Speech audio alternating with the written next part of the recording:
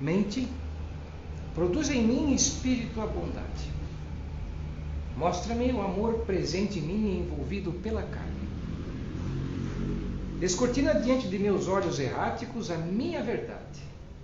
Seja eu difusor de bons pensamentos, seja eu vigilante com os meus pensamentos, e seja eu causador de amor aonde eu estiver.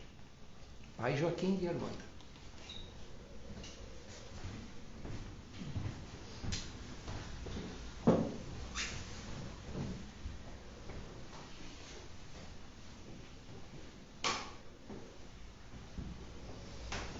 Boa noite a todos.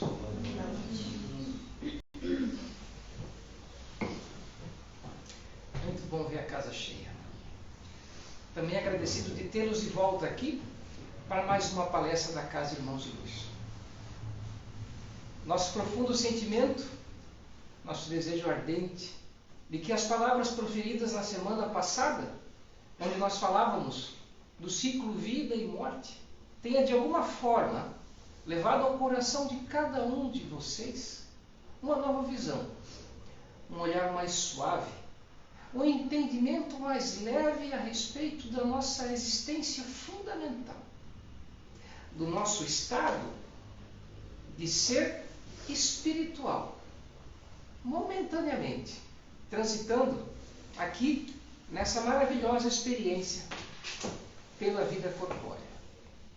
O nosso mundo aparentemente tão delicado, tão confuso e ao mesmo tempo incompreendido. Mas onde reside, melhor dizendo, essa questão tão fundamental de que o nosso mundo é incompreendido. Isso é uma percepção puramente individual. A percepção individual do mundo ao nosso redor, ela é proporcional ao nosso momento. Momentum, agora, não é estável. Nós hoje falaremos sobre a lei do progresso, ditado no Livro dos Espíritos, essa lei universal que ninguém, nenhum ser, seja racional, seja irracional, está a escape. Mas a grande questão da lei do progresso, que talvez possam algum de vocês estar agora indagando dentro do seu âmago, ela é algo que dita a nossa existência, a nossa vida. É algo na qual é um campo no qual tenho eu que atravessar, por vezes correndo, por vezes caminhando, por vezes bailando. O que é a lei do progresso? Está ela em algo externo que dita a nossa vida? Ou ela é algo que está inerente, está na nossa semente? Ou seria a lei do progresso algo que reside naquilo que é mais essencial da gente? E quando nós aqui falamos de algo que é essencial, nós temos que mergulhar a nossa imaginação, usar todo o nosso potencial criativo e olhar para aquele ínfimo, para aquela porção tão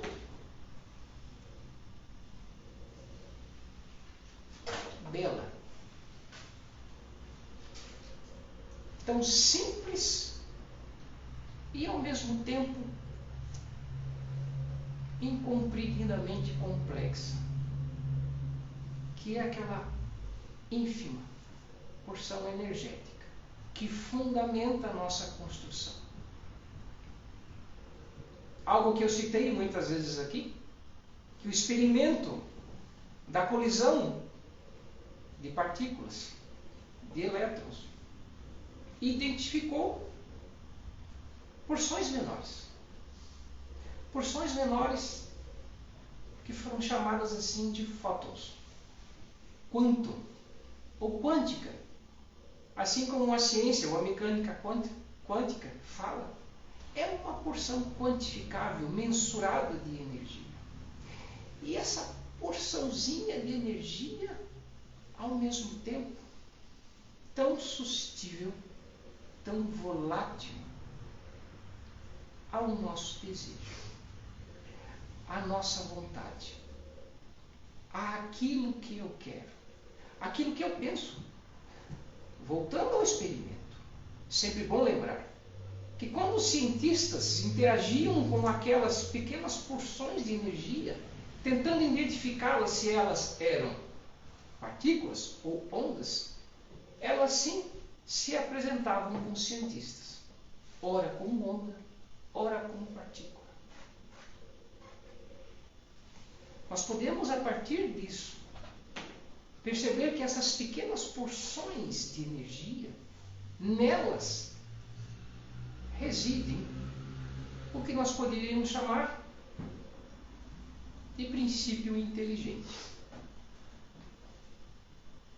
Ali começa, na nossa essência, aquilo que nenhum de nós, em momento algum de nossa vida, vai se sentir ausente ou fora desse contexto que é a lei do progresso.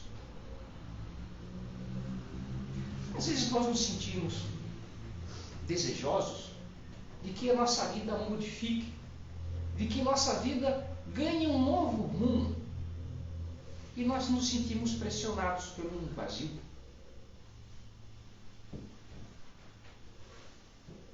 A lei do progresso bate à porta de nossas almas a todo instante.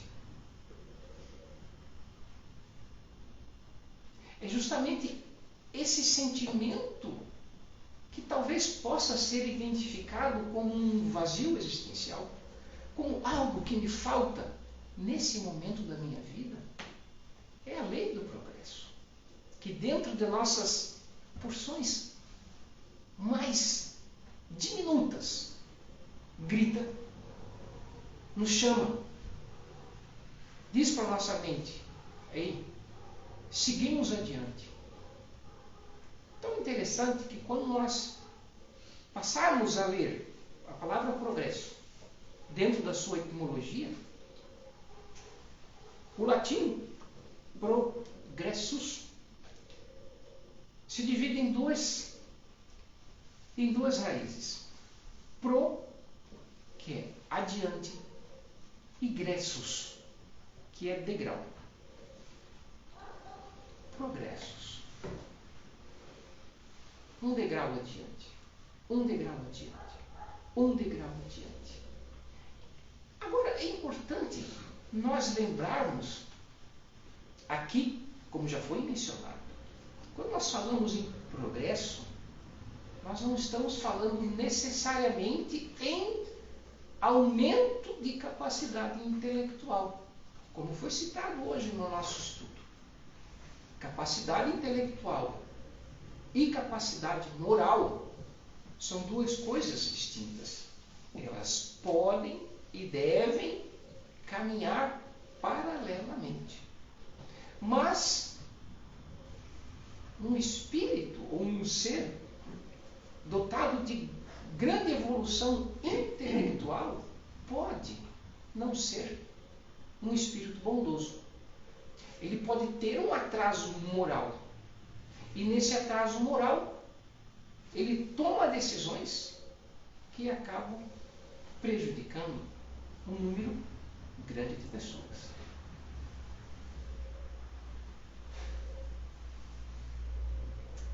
A lei do progresso, ela pode ser também estruturada em 3 grandes pilares. A lei de unicidade, a lei de sincronismo e lei de impermanência. E é justamente sobre a lei de impermanência que eu quero mais me aprofundar nessa palestra e mostrar o quão nós estamos nessa corrente sem escolha de parar.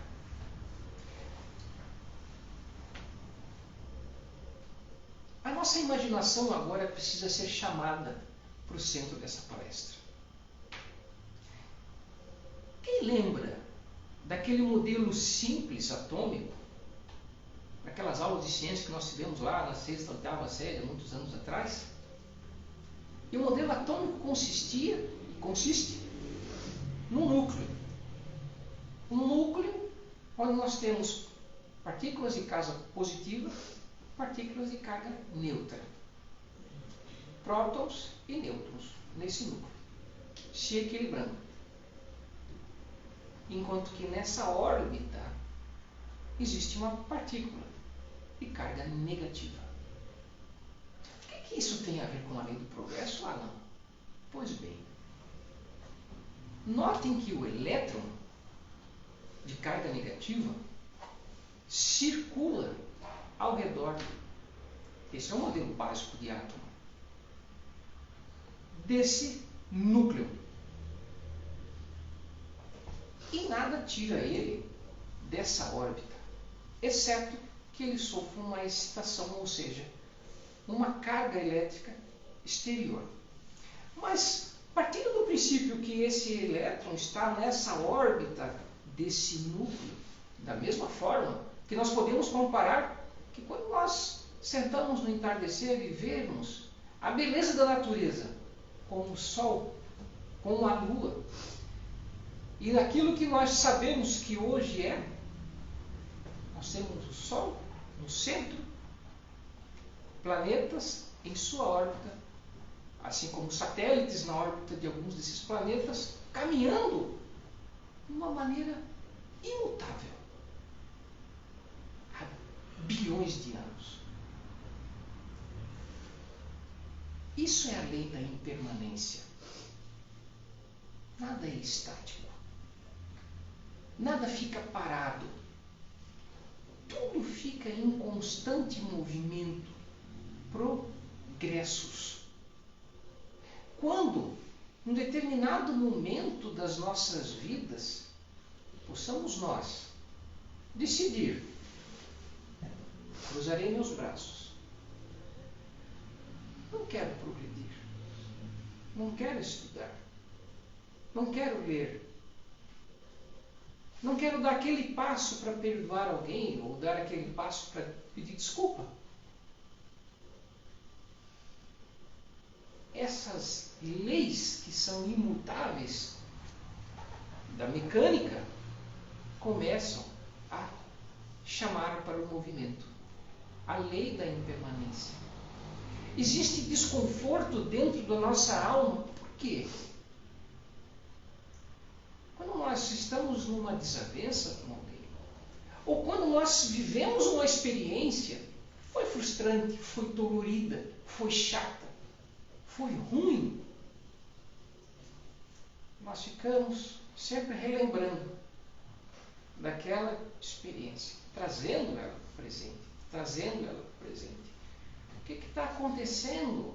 Por que isso causa dor e desconforto para nós? Porque nós estamos tentando impedir a impermanência. É a mesma coisa que nós tentássemos por algum momento parar a órbita da Terra, parar o movimento da Lua. É tanta força que é necessária para parar uma órbita que chega a ser cansativo. Nós estamos falando aqui de duas coisas que têm uma relação direta. A decisão, muitas vezes, de não perdoar, de não pedir desculpa, de dar um passo, ou subir um degrau, nos causa esse desconforto. Esse desconforto é sentido lá na nossa essência, aquilo que eu falei no comecinho da palestra, naquilo que nos constitui, naquelas bilhões de porções energéticas que constituem um ser. uma decisão, uma vontade, ou seja, o nosso centro mental, escolhido pelo livre-arbítrio, nada farei, resulta num desequilíbrio de todas essas órbitas. E aí vem a dor. E aí vem o desconforto. E aí o ser se vê caminhando de lado perante essa lei universal que a todos toca incomensuravelmente. É necessário, muitas vezes, dar um passo adiante. Quando nós falamos em progresso, vai muito além de passar de série. Vai muito além de melhorar a nossa casa. Vai muito além de trocar aquele sofá da sala. Quando nós falamos aqui de progresso, segundo a filosofia que nos foi decodificada por Allan Kardec, nós estamos falando de algo que é individual. Entretanto, como eu sentei aqui, nós estamos imersos pela lei do progresso, na lei de unicidade, na lei de sincronismo e na lei de impermanência. Eu falei agora sobre a lei da impermanência. Comecei de trás para frente. Nada está parado. Ao mesmo tempo, pela lei de unicidade, estamos nós intimamente ligados. Eu escolho progredir pelo fato das minhas escolhas serem pautadas numa busca de elevação moral, sim, pelo fato de nós estarmos intimamente ligados pela lei da unicidade, eu também transformo aquilo que está ao meu redor. E pela lei de sincronicidade, à medida que cada um de nós escolhe caminhar por uma trilha, que é chamada de evolução individual moral, nós vamos assim fazendo aquilo que provavelmente seja o desejo esmagador de todas as pessoas, que é nada mais, nada menos do que ter um mundo melhor. Para fazer um mundo melhor. O que todos nós queremos, o que todos nós gostaríamos, de onde fosse a nossa casa, precisa começar de forma individual. Precisa nós começarmos através de pequenos exemplos. E o mundo se transforma porque nós costumamos copiar. Copiamos exemplos.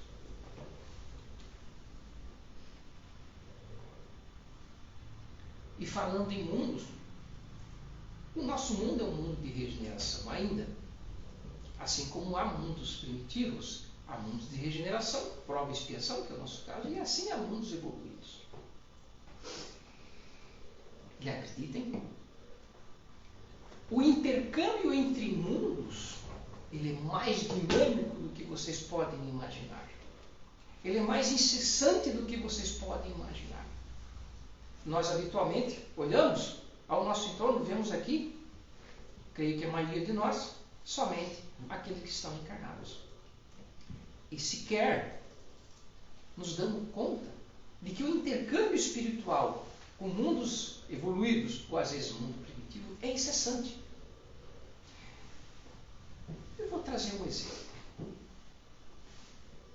A maioria de nós aqui é papai, mamãe. Como é que o nosso rebento, os nossos pequenos, vão aprendendo? Eles nascem sem experiência. Nós vamos ensinando. Faz assim, cuida, isso machuca, esse é um caminho. Nós vamos ensinando. Da mesma forma, ou seja, nessa analogia, nós, mesmo adultos, já com os cabelinhos brancos, nós recebemos constantemente ajuda do mundo espiritual, como pais. É uma forma fraternal de expressão de amor. Vem, daquilo que é a essência da palavra, é fraterno.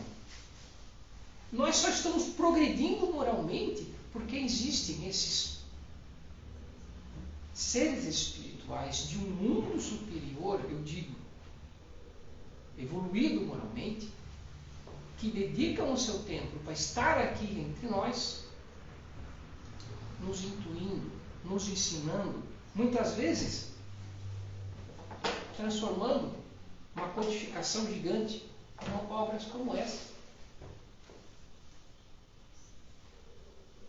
É a lei do progresso. E a lei do progresso vai mostrar que um dia muitos de nós vão estar ocupando esse mesmo papel que hoje esses mentores fazem aqui, no nosso mundo encarnado. E aí reside a grande responsabilidade dos espíritas. A responsabilidade de filtrar tudo aquilo que vem do mundo espiritual para cá. A mediunidade é algo que está presente na grande maioria das pessoas. Alguns são e ainda não desenvolveram, ainda não quiseram desenvolver. Talvez por alguma preocupação, talvez por algum medo. Mas, à medida que a pessoa avança, decide avançar, progredindo espiritualmente com a predisposição orgânica, que lhe dá o atributo da mediunidade, ela sim encontra um caminho mais rápido também de progredir individualmente. Eu sei que preocupa, mas eu não enxergo quem fala comigo. Será que é alguém bom? Será que é alguém mau? Será que eu realmente quero ser médium? Será que eu quero psicografar cartas? Será que eu quero ver os desencarnados? Será que eu quero ouvir os desencarnados? É a mesma coisa que estar numa multidão. Aqui todos nós nos vemos. Muito bem. Mas, quando nós temos multidão lá fora, por que nós não sentimos medos? Porque nós não conhecemos as pessoas por dentro. Nós não sabemos com quem nós estamos lidando. A responsabilidade dos médiuns ela é muito maior, porque pelo fato de nós não sabermos mesmo com quem nós estamos lidando, nos traz esse grande peso de filtrar. E aí, essa roda gigante da lei do progresso, para que ela se faça, para que ela continue, muito provavelmente, a vinda do Espiritismo através de Allan Kardec tenha sido a porta de abertura, que tirou a humanidade daquela escuridão espiritual que era um sistema opressivo de controle de pessoas pelos líderes da antiguidade. Sim, chamou as pessoas para a luz do pensamento próprio, para a luz de que, ei, eu posso tomar decisões, eu posso fazer escolhas, eu posso me comunicar com Deus, eu posso rezar sem necessariamente precisar ir dentro de um templo. A comunicação é direta, a linha é direta. Isso eles não queriam. E esse advento marca o quê? Progresso. Seria uma escolha insensata, eu diria, não continuar o que Allan Kardec já começou. Felizmente não é o caso. Felizmente nós dedicamos um pouquinho do nosso tempo, dos nossos dias, nos reunimos, estudamos um pouco aqui, estudamos um pouquinho em casa e depois vamos para a nossa vida na prática. Aqui é teoria. Aqui tem leis morais que nos ensinam a fazer escolhas, nos dão dica para fazer escolhas. Como eu posso ser um pouco mais feliz? Mas a prática depois é no dia a dia. A prática de como eu vou lidar com as pessoas que estão ao meu entorno, a prática de como eu vou lidar com as experiências da minha vida, é esse exercício de progresso, é esse exercício de livre-arbítrio. Se uma escolha minha pode eventualmente resultar em algo frustrante, isso não quer dizer que eu não deva mais fazer escolhas. Aprender é isso. É acerto e erro. É acerto e erro. Às vezes a gente faz pela terceira vez e erra de novo. Mas uma hora a gente aprende a fazer certo.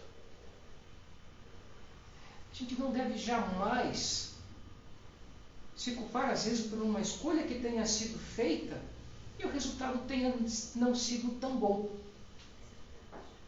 Por que eu digo isso? Porque enquanto você escolhe ficar se martirizando por um resultado que não foi aquilo que você queria, você está longe daquilo que é essencial, que é progredir. E essa visão, eu diria, que é bela de ser traduzida pelo filósofo Epicteto, que também foi um estoico.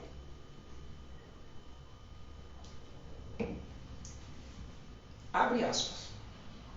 Mesmo que me falte talento, assim ele escreveu, não vou abandonar o esforço por causa disso.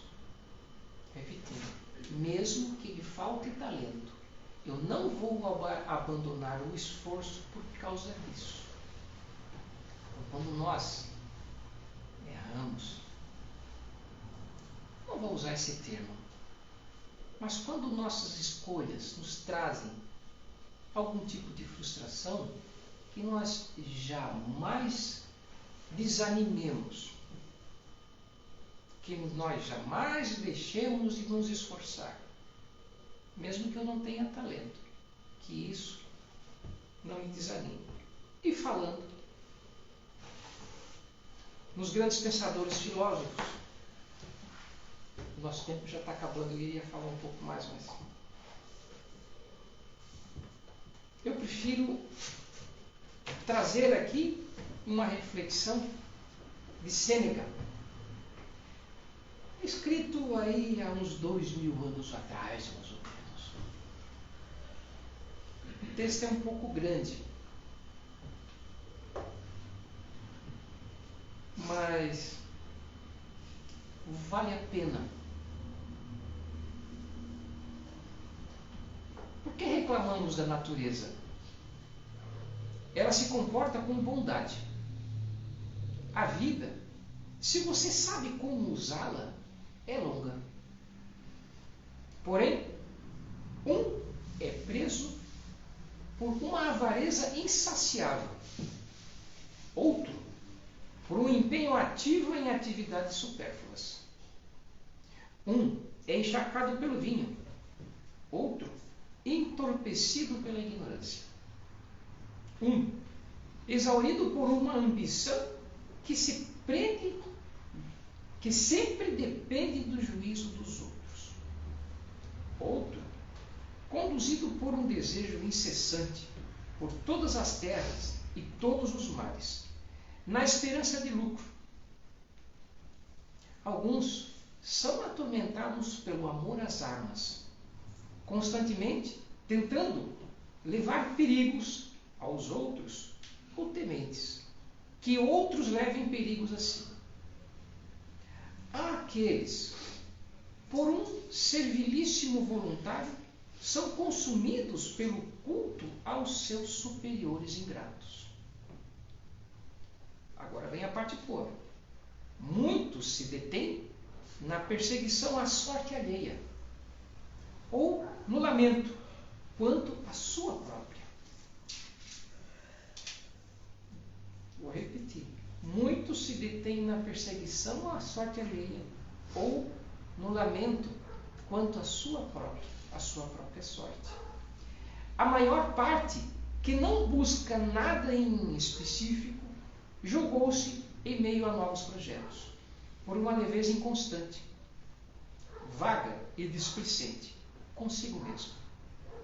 Alguns, nada que possa lhes ditar um caminho agradável, e o destino os surpreende despreparados e bocejantes.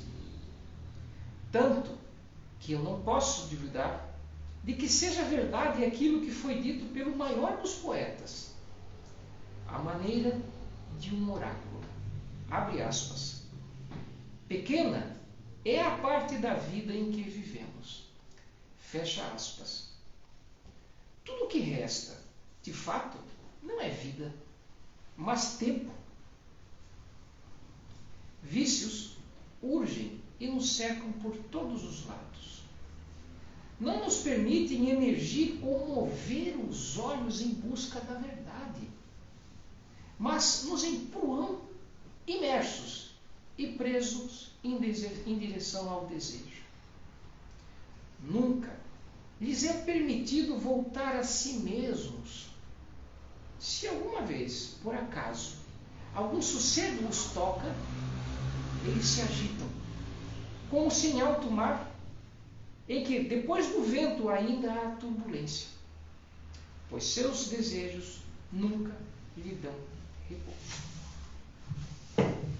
2000 anos atrás, algo que é tão presente no nosso cotidiano. E eu falava aqui de lei do progresso individual, desse grande desafio que é o progresso moral. E quando nós colocamos na balança, ou digamos, fazemos um belo raio-x daquilo que nós somos nesse momento, às vezes dá a impressão que nós caminhamos tão pouquinho, que nós só pisamos um degrauzinho ainda.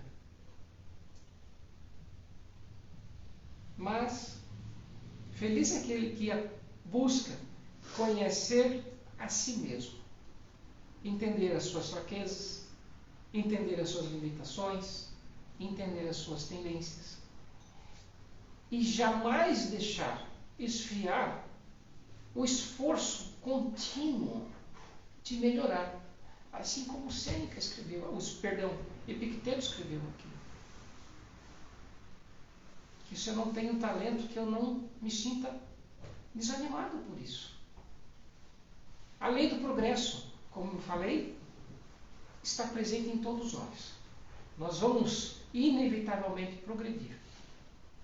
Existe uma ferramenta que mede isso, que só um por um pode fazer. Não é nenhuma pílula, não é nenhum remédio que se toma e no dia seguinte, eis que o milagre aconteceu. Não. Essa pequena ferramenta, como a gente tanto fala aqui na casa, chama-se livre-arbítrio.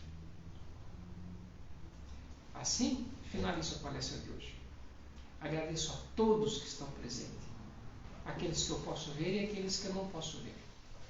E assim desejo que cada semana seja uma semana de um novo degrau na vida individual de cada um. E que à medida que cada um de nós entendermos que quando nós usamos o nosso livre-arbítrio em favor daquilo que nos é de direito, que é progredir e ser feliz, que nós também façamos pessoas, que nós também tocamos pessoas, que nós também de alguma forma criemos outras casas espíritas, seja lá o que possam ser feitos, e levem essa mensagem para mais e mais pessoas. Assim como o livro dos Espíritos fala, já passei um pouquinho, mas eu vou passar mais um pouquinho. No capítulo 18, é a lei do progresso. A influência do Espiritismo sobre o progresso. Kardec perguntou na 798 o seguinte: o Espiritismo torna-se-á uma crença popular ou ficará circunscrito a algumas pessoas?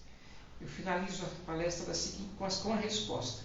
Eis que o Espírito Verdade respondeu: certamente, ele se tornará uma crença popular e marcará uma nova era na história da humanidade, porque está na natureza e é chegado o tempo em que deve tomar lugar entre os conhecimentos humanos. Entretanto, há grandes lutas a se sustentar, mas ainda contra o interesse e que contra a convicção. Porque não é preciso dissimular que há gente interessada em combatê-lo, uns por amor próprio, outros por causas inteiramente materiais. Mas os contraditores, achando-se mais e mais isolados, serão forçados a pensar como todo mundo, sob pena de se tornarem ridículos. A vida espiritual está aí, nítida e clara para todos nós. Façamos da grande ferramenta chamada livre-arbítrio o nosso norte, o nosso farol, a escada para a qual cabe um de nós subir, um degrauzinho por vez. Uma ótima semana a todos. Que assim seja.